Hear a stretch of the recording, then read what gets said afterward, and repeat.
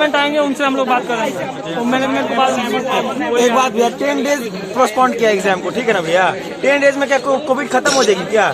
अभी पीक पे है कोविड और 10 डेज में कोविड खत्म हो जाएगी क्या? अभी हमारा हॉस्टल बंद कर दिया गया है भैया।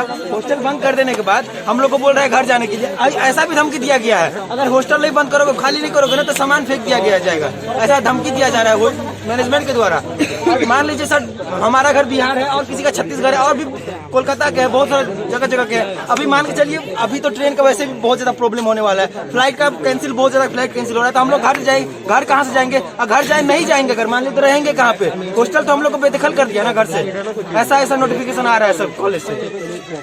तो आज क्या आप लोग मतलब आप लोगों की एडमिनिस्ट्रेशन से बात करोगे क्या?